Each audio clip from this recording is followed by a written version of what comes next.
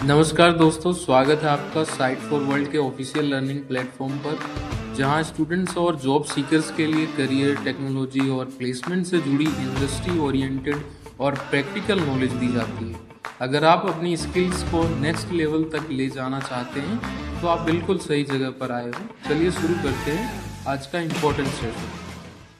नमस्ते स्टूडेंट्स, आज का टॉपिक है स्केला। रेडी हो सब? फोकस मोड ऑन है ना? मोबाइल साइड में रख दिया? स्क्रीन पे पूरा ध्यान है? चलो फिर शुरू करते हैं। तो सबसे पहला सवाल, आखिर स्काला सीखे ही क्यों? क्योंकि देखो, ये कोई ऐसी वैसी लैंग्वेज नहीं है, ये एक रियल पावर हाउस है जिसे दुनिया की बड़ी बड़ी टेक कंपनीज इस्तेमाल करती हैं। स्क्रीन पे देखो एक बार, Apple, Twitter, Walmart, Google, list लंबी है। ये सभी कंपनीज अपने सबसे इंपॉर्टेंट एप्लीकेशंस के लिए स्काला पर भरोसा करती हैं।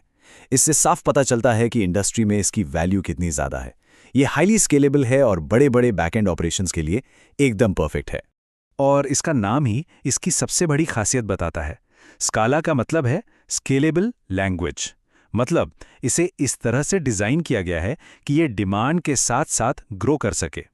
एप्लीकेशन चाहे छोटा हो या मैसिव, स्काला सब हैंडल कर लेती है। ओके, यहां तक ठीक है? फोकस बना हुआ है ना? अब हम इसके कोर कॉन्सेप्ट्स में डाइव करने वाले हैं, तो पूरा ध्यान इधर।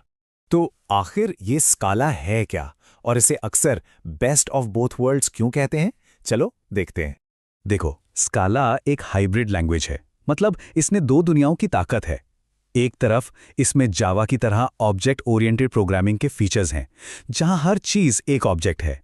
और दूसरी तरफ इसमें हस्केल जैसी फंक्शनल प्रोग्रामिंग की पावर भी है, जहां हर फंक्शन एक वैल्यू की तरह ट्रीट होता है। तो ये दोनों अप्रोचेस का बेस्ट कॉम्बिनेशन है। इसकी सबसे बड़ी ताकत है इसका फाउंडेशन। स्काला जो है वो जावा वर्चुअल मशीन यानी जेवीएम पर रन होती है। अब इसका मतलब क्या है? इसका मतलब ये है कि स्काला और जावा का रन टाइम प्लेटफॉर्म कॉमन है। तो आप स्काला कोड से जावा की सारी लाइब्रेरीज और फ्रेमवर्क्स आराम से यूज कर सकते हैं। ये कोड स्काला के क्रिएटर मार्टिन ओडर्स्की का है। वो कहते हैं कि वो एक नए सिरे से शुरू करना चाहते थे, बिल्कुल क्लीन स्लेट से। लेकिन वो जानते थे कि स्क्रैच से स्टार्ट करना प्रैक्टिकल नहीं होता। उन्हें एक पहले से बने हुए मजबूत इंफ्रास्ट्रक्चर से जुड़ना था, और इसीलिए उन्होंने जेवीएम को चुना। एक मिनट रुको, ये पॉइंट बहुत इंपॉर्टेंट है। लॉजिक समझ आया या सिर्फ स्क्रीन देख रहे हो? स्काला का जेवीएम पर चलना मतलब उसे जावा के इतने बड़े, इतने सालों से बने बनाए इकोसिस्टम का पूरा फायदा मिलता है। गेम चेंजर है ये। चलो, थियरी काफी हो गई। अब देखते हैं इसको प्रैक्टिकली कैसे करते हैं। ध्यान से देखना, मैं स्टेप बाय स्टेप कर रहा हूं। Let's write our first Scala program. Screen पे देखो, यह है हमारा सिंपल सा हेलो गीक्स प्रोग्राम। ज्यादा कॉम्प्लेक्स नहीं है, है ना? चलो, अब इसको लाइन बाय लाइन तोड़कर समझते हैं। पहला स्टेप, ऑब्जेक्ट गीक्स। स्काला में हम ऑब्जेक्ट कीवर्ड का यूज करके एक सिंगलटन ऑब्जेक्ट बनाते हैं। अब इसका मतलब है कि गीक्स नाम की क्लास का सिर्फ एक ही इंस्टेंस बनेगा पूरे प्रोग्राम में। जावा के स्टैटिक मेंबर्स का कॉन्सेप्ट यहां ऐसे हैंडल होता है, सिंपल। Next, def main. यहां डेफ कीवर्ड फंक्शन या मेथड डिफाइन करने के लिए होता है, और जो मेन मेथड है वो बिल्कुल C++ या जावा की तरह प्रोग्राम का एंट्री पॉइंट है। मतलब एग्जीक्यूशन यहीं से शुरू होगा। सोचो एक बार, ये मेन मेथड हम क्यों यूज कर रहे हैं? बिल्कुल सही, क्योंकि जेवीएम को बताना पड़ता है ना कि भाई प्रोग्राम का एग्जीक्यूशन कहां से स्टार्ट करना है। एंट्री गेट यही है। और आखिरी लाइन है println हेलो गीक्स।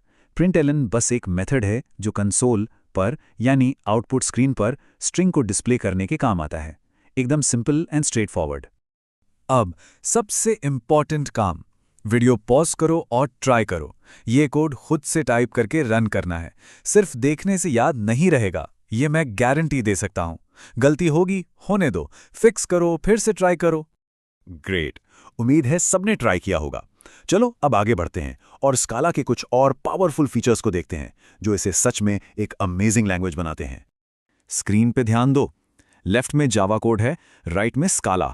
जावा में देखो हमें स्ट्रिंग टाइप साफ साफ लिखना पड़ता है, लेकिन स्काला में कंपाइलर इतना स्मार्ट है कि वो हेलो वैल्यू को देखकर खुद ही समझ जाता है कि ग्रीटिंग वेरिएबल का टाइप स्ट्रिंग होगा। इसे कहते हैं टाइप इन्फरेंस। कोड छोटा हो जाता है और पढ़ने में आसान। इसके अलावा स्काला में और भी सुपर पावर्स हैं। ये प्योरली ऑब्जेक्ट ओरिएंटेड है, मतलब हर वैल्यू, यहां तक कि एक नंबर भी एक ऑब्जेक्ट ही है।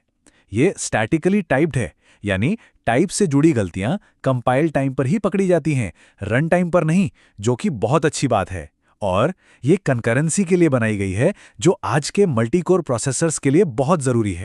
एक सीरियस सवाल, अगर इंटरव्यू में पूछा गया कि स्काला के टॉप 3 फीचर्स बताओ, तो क्या ये points type inference, pure object orientation और जेवीएम इंटरऑपरेबिलिटी कॉन्फिडेंस से एक्सप्लेन कर पाओगे? रिजल्ट चाहिए तो इन कॉन्सेप्ट्स को अच्छे से समझना ही पड़ेगा। चलो अब जल्दी से इस सेशन को समराइज करते हैं और देखते हैं कि अगला मिशन क्या है। तो आज हमने क्या सीखा? 3 मेन बातें याद रखो। पहला, स्काला एक स्केलेबल और हाइब्रिड लैंग्वेज है, जिसमें ऑब्जेक्ट ओरिएंटेड और फंक्शनल दोनों की पावर है।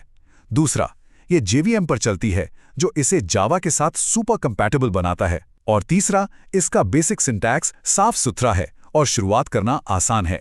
समझ आया? क्लियर है सबको? अब आपका काम है प्रैक्टिस करना। वो हेलो वर्ल्ड प्रोग्राम को अलग अलग मैसेजेस के साथ रन करके देखो, थोड़े चेंजेस करके देखो क्या एरर्स आते हैं। अगर कोई डाउट है तो कमेंट सेक्शन में बताना, आलस मत करना। नेक्स्ट सेशन में हम स्काला के वेरिएबल्स और डेटा टाइप्स के बारे में डिटेल में बात करेंगे। रेडी हो नेक्स्ट स्टेप के लिए? All the best, keep learning.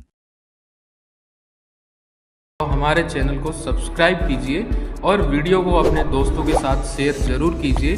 Comment section में अपना डाउट या नेक्स्ट टॉपिक लिखना मत भूलिएगा।